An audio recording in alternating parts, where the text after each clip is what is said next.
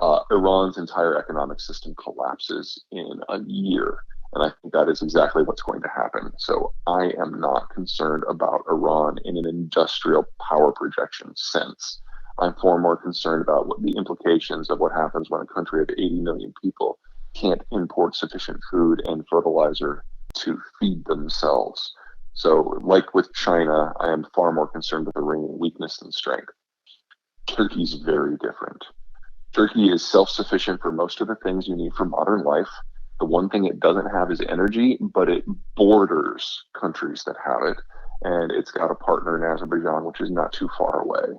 So I see the Turks having to establish, as you said, a neo-imperial system to make sure that that works. But honestly, they're already getting along really well with the Kurds of Iraq. So I don't think that's a very heavy carry for them. As for the nature of Erdogan, the president, yes, he is a bit of a jerk, and he is interested in kind of a regeneration of Ottoman power, which is both secular and religious. He's interested in both. And I would say a lot of people within Turkey see the world the same way. Remember that Turkey is not Western. It also is not Arabic. It is its own thing. Turkey is a fundamentally independent civilization, and they are very proud of that, and they should be. Moving forward, it also means they're going to be one of the few bastions of stability, but that means they're going to go doing it their own way. So the Eastern Mediterranean will basically become a Turkish lake. I expect the Israelis to buddy up as a junior alliance partner with the Turks because the Americans are nowhere to be seen. And how the two of them interface with Saudi Arabia will really determine the tenor of this region. And at the moment, the Saudis and the Israelis get along famously. So I can see this tripartite arrangement in the region where those three call the shots and everyone else is stomped on. It will take them 20 years to kind of set that up. But once that is done, the question is, where do they turn their attention to next? For the Turks, it would probably be to the northwest and the Balkans. I mean, again, I don't think this is going to be an imperial expansion of old because we don't have the tech imbalance. And in a world where the Germans are no longer functioning, the EU in itself is going to be in severe danger. And if you're Bulgaria and Romania in that scenario, you look at Turkey doing just fine, and you're like, hey, you know what? We have food surpluses. Is that something you're interested in? I can see the basis for an association based on Turkey, just like the French will be doing it further west. I wouldn't rule it out. It's entirely possible. This part of the world has a lot of history. But I don't think it has to go that way.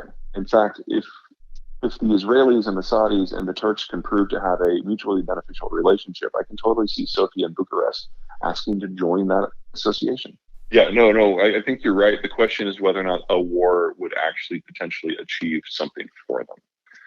So in the case of the Russians, part of the reason why the Ukraine war is happening is the Russians are trying to secure themselves a better perimeter that is more defensible in anticipation of their demographic collapse.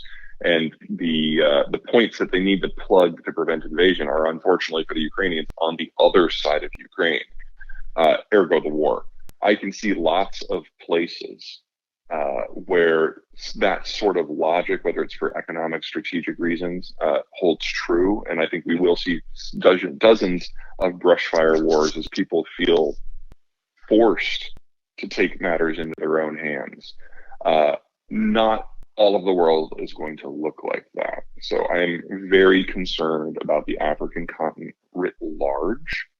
And I am very concerned about the countries that are on the Chinese and the Russian peripheries, because these are places where the historical angst is significant and the integration to this point has been relatively one way.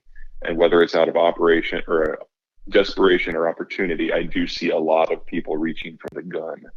But I don't think that's going to happen everywhere. In places, for example, the Turkish example that we just explored, there are a number of power centers that see an advantage to working together, especially in a world where the United States is no longer managing things. Now, if you don't get along with Israel or Saudi Arabia or Turkey, look out. So like the future of Iran and Syria and Yemen and Iraq and Jordan in this environment gets very scary. And whether or not you think that is a plus or a minus, of course, depends upon how you view the region now. Well, the money that went to foreign countries, to my understanding, and I have not dissected this apparently to the level you have, were mostly for vaccines. And the economic benefits would have been indirect via American consumer purchases of things like electronics, because all of a sudden we all needed a home office. And the United States does not do the bulk of the computing and telephony manufacturing business. Most of that is in East Asia. As for trade as usual, that really wasn't an option, especially in 2020 with lockdowns being the norm. And as Asia opened up in 2021, wow, the health cost of that was significant. Now that we're in the end of 2022 and pretty much everyone in the world has a combination of natural immunity and vaccinated immunity, we're in a better situation now. But I try not to be too hard on the policymakers who are dealing with an unprecedented situation. It's not like we had any examples in human memory of how to handle something like COVID. We were literally making it up as we went. And I don't think local government officials get enough credit. I mean, did we all make the right decisions every single time? Of course not. But there was no playbook. And everybody did the best that they could, in my opinion. Sure. In the world before World War II, from Reconstruction to World War II, the United States just went on this massive growth spurt because we were metabolizing basically a continent worth of resources. Our population was expanding greatly, and we were reaching out to establish trade links with other countries. Sometimes we weren't very kind about it, but it generated the fastest economic growth we had ever known. And it was going hand in hand with the early industrialization process. World War II stopped that. We stopped that on purpose because we found out that with a world that was in the atomic age, that sort of expansion would trigger conflicts. And anyway, there were other power centers in the Eastern Hemisphere who had their own ideas about how things would go, and one of them was the Soviet Union. So containment bubbled up. And in order to build the alliance, we had to sacrifice a lot economically, because otherwise we would have been militarily occupying the entire world. We found out in Iraq, again, that we're not very good at doing that when it's only one country. Can you imagine doing it for 100? I mean, there's nothing about that would have worked. So we tamped down our economic opportunities in order to encourage the economic opportunities of other places. But that era is now coming to an end. And if the United States is somewhat unconstrained and can focus more on its own economic interests, then we kind of go back to where we were in the 1910s and the 1920s, just with a much larger economy, with a much more powerful military, and a much higher technological base. At the same time, most of the rest of the world is stagnating and falling.